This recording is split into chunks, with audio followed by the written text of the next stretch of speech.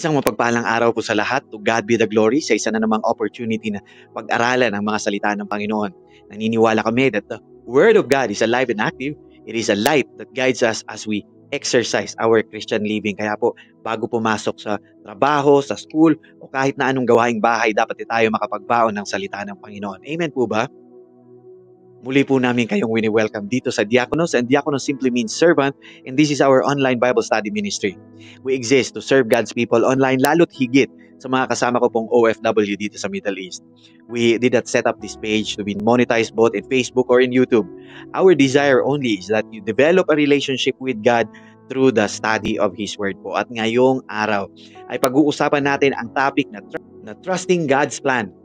At ito ang Bible study number 84. At kung wala kang lakad, wala din po ako. Tara, Bible study tayo mga kapatid.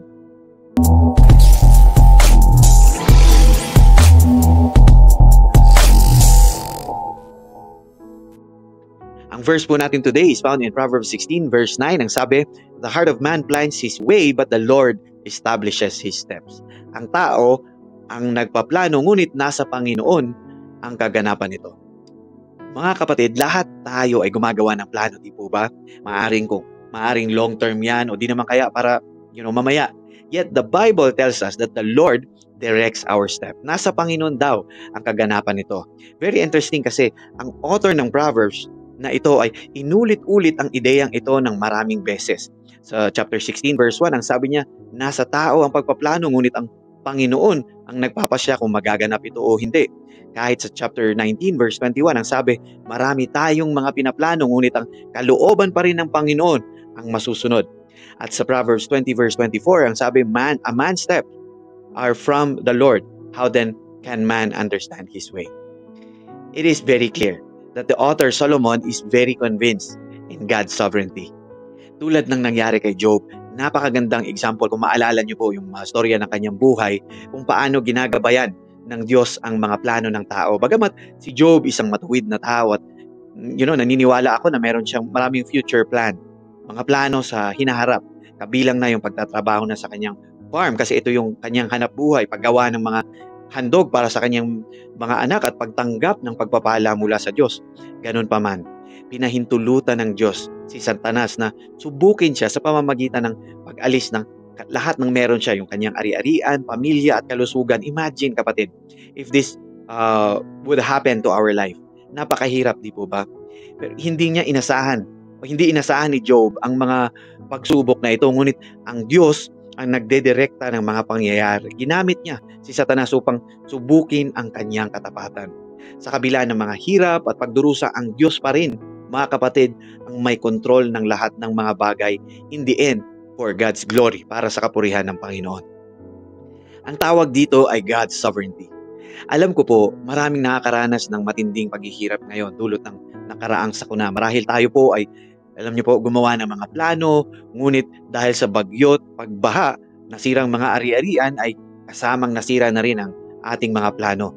Marahil katulad kitang OFW na may pamilyang biktima ng nakaraang bagyo. Mga kapatid, ang lahat ng pagdurusang ito ay walang kabuluhan kung wala si Jesus Christ. Ang kapangyarihan at kalooban ng Diyos ay napulfill sa pagkatao ni Jesus Christ. Tulad ng mga pagsubok ni Job, it reveals na ang ating plano ay maaaring baguhin ng kalamidad o kahit na anong pangyayari sa buhay natin for a greater purpose. Mga kapatid, ang ultimate plan ng Diyos ay nakasentro sa kaligtasan sa pamamagitan ni Jesus Christ. Ang sabi ng Bible, for all have sinned and fell short of the glory of God. Ito po ang pinakamatinding man-made disaster. Kaya naman po, mga kapatid, God has worked throughout history bringing His redemptive plan sa pamamagitan ni Jesus. Walang aksyon ng tao, pagdurusa o pagsalungat na makakapigil sa layunin niyang ialok ang kaligtasan sa lahat. Tulad ni Job, si Jesus ay dumanas din ng matinding paghihirap.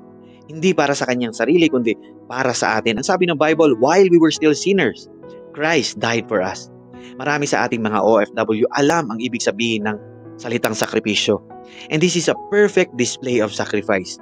Kahit po at that time, ipinalangin ni Jesus Christ sa Garden of Gethsemane na sana ay maalis ang pagdurusa, pero sa huli po ay sumunod siya sa kalooban ng Diyos. Sabi niya, not my will, but yours be done. Sa pamamagitan ng kanyang obedience, mga kapatid, Jesus made a way for our redemption. Ang Proverbs 16:9 ay napakagandang reminder sa ating lahat na bagamat may mga plano tayo, we hold to it very lightly. Na hindi natin ito talagang pinanghahawakang mahigpit sapagkat ang Diyos ultimately is the one that directs our path. Amen po ba? We are just presenting our plans to Him, mga kapatid, but He is the one that approves it. Amen? Hindi po natin sinasabi kay Lord, Lord, may plano po ako, isama kita dito. No, hindi po kapatid. Tayo po ay sumusunod lamang sa kanyang mga plano. Sa gospel, mga kapatid, makikita natin ang mga plano ng Diyos ay mabuti at perfect kahit na may kasama pa itong pagdurusa. Yun lang pagiging Christian ay mahirap na kasi we are called to deny ourselves, di po ba?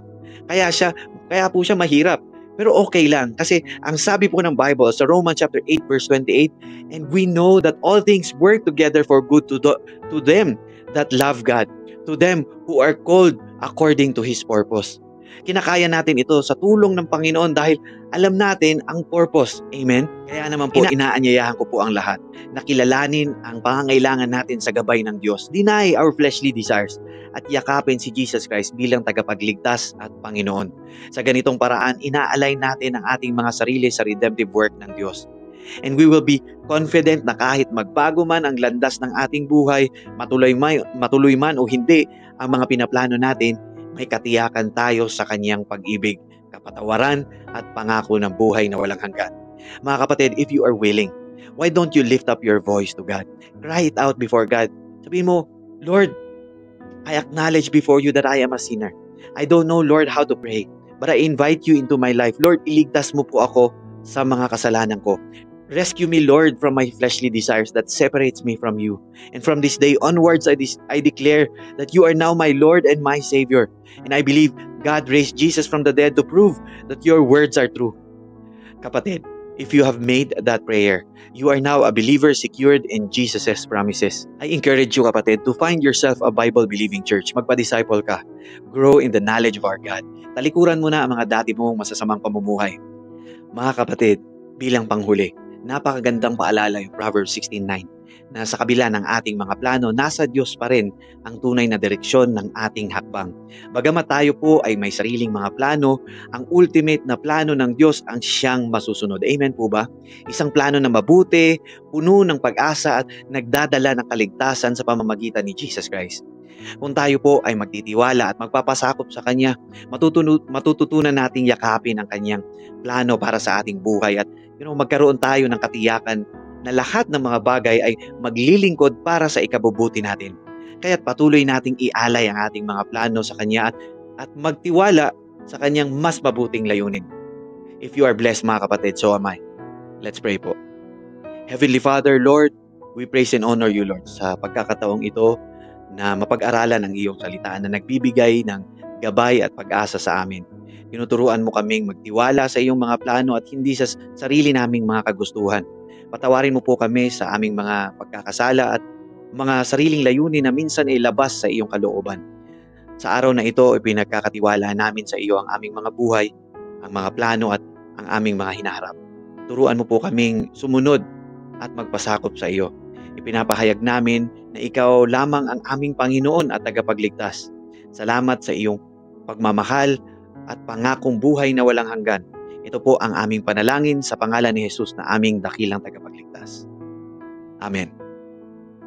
Kapatid, kung bago ka sa Diakonos, I encourage you to hit that follow button to be notified on our next Bible study. And when you feel that this Bible study might be helpful sa iba, please consider sharing this Bible study po. Purihin po ang Panginoon. I hope to see you in the next Bible study, God willing. The Lord bless you and keep you. The Lord make His face shine upon you and be gracious to you. The Lord lift up His countenance upon you and give you peace. Hanggang sa muli po nating pagsasama-sama, mga kapatid, manatili tayong matatag sa pananampalataya at magpatuloy tayo sa ating paglilingkod sa ating Panginoon. To God be the glory po. God bless you po, mga kapatid.